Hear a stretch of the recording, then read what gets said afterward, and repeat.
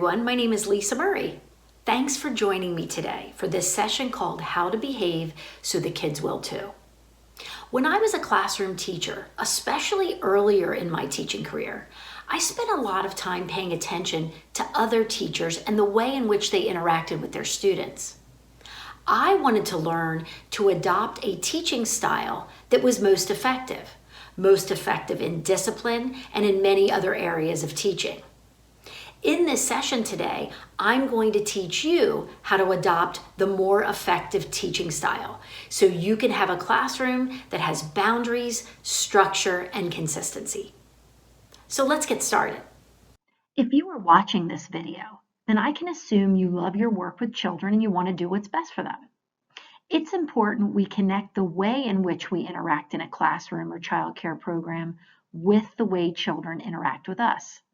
By doing so, we can intentionally make efforts to help children learn how to regulate emotion, accept consequences, be resilient, and overall feel confident. This entire presentation is built on that foundation.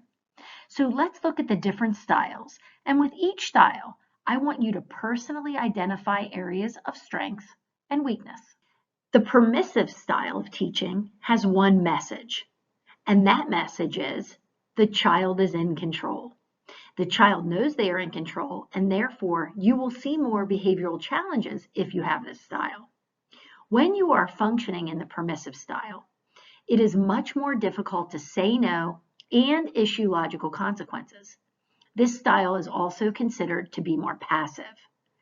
As you look at the list of characteristics from this style, I want you to acknowledge those things that relate to you. For example, the first characteristic, I have a difficult time dealing with conflict from a parent, other staff member, or student or child. When we avoid conflict, especially in a classroom or childcare setting, we may inadvertently be sending a message that we don't feel capable or confident in addressing these issues. Let's look at a few others. I do not know how to use logical consequences. This is critically important. When we use logical consequences, we are connecting the dots for children. We are letting them know how their behavior is connected to an outcome, a consequence. And in life, as we know, this is what they will experience. So it's important we teach this to them at a very early stage of development. The last characteristic, I do things for students that I know they can do for themselves.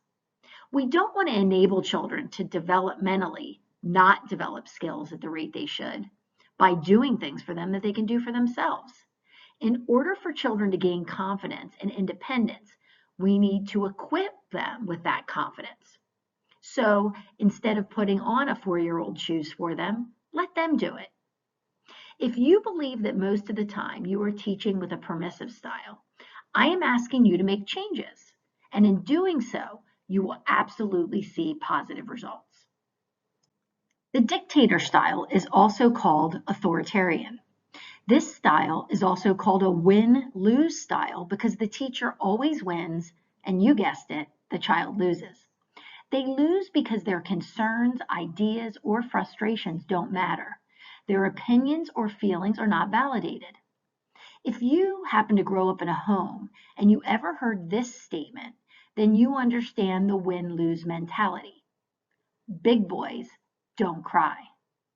When we dismiss children's feelings and we don't give children opportunities to speak up or get a vote, we are in the dictator style. When working with children, they are looking to us for a model of how to manage emotion. The dictator doesn't do a very good job of this. They can be a short fuse, they can be emotionally unstable, and this creates a very difficult environment for a child because they feel like they're walking on eggshells. Even if you don't have all of these traits, if you have a few, it is not the most effective way in building strong, caring relationships with the children that you work with. If you raise your voice or dismiss feelings, you are in the dictator or authoritarian style, and it is felt by all the children. Acknowledging you have some of these characteristics is the first step in making a change. The authoritative style of teaching has proven to be the most effective. And if you are a parent, this is the style you'd want to adopt as well. This style balances the need for the teacher to be in control and the need for a child to have some power and control as well. When you look at the characteristics for this style, they are remarkably more positive than the other two styles. This style communicates several important messages to the child. You are an important contributing member of this classroom, your feelings matter, and you will be held accountable for realistic behavioral expectations. These teachers give limited choices, which allows a child to have some control over their environment. When using the authoritative style, it's important to recognize that being able to establish a consistent schedule and routine will make it easier to put boundaries in place and therefore be able to implement consequences for inappropriate behavior. Children in this type of environment are fully able to develop the necessary self-control and resilience for success, no matter what their developmental stage. When children are on the receiving end of a teacher or provider with this style, the positive outcomes are countless. Recognizing all of these positive reasons to adopt this style should be the start of beginning to embed these behaviors and traits into your own personal style. And the sooner you do that, the sooner you can get positive results. Authoritative teachers are just more equipped at handling anything that gets thrown their way. And you know that can be a lot because there's a lot of pressure these days on anyone working with children. They are able to proactively respond to behaviors and be preventative. They love to develop strong, healthy working relationships with everyone they come in contact with. They act consistently the same way and behave in a way that has a lot of emotional control. They look like they love what they do with children, and there's a passion behind it. And lastly, they model confident teaching behavior, and it's admired by anyone that is working with them. There are positive or negative consequences or outcomes for children depending on the style of their teacher or provider. And because you spend a lot of time with the children in your care, you absolutely can have a significant impact. As you can imagine, the positive outcomes are associated with the authoritative style. Let's look at the other two first. The permissive style doesn't do a very good job of preparing children for real life. As mentioned earlier, teachers with a passive or permissive style don't handle discipline well, and therefore these children don't learn self-discipline. They can have less resilient qualities and may interact in an immature way, especially with their peers.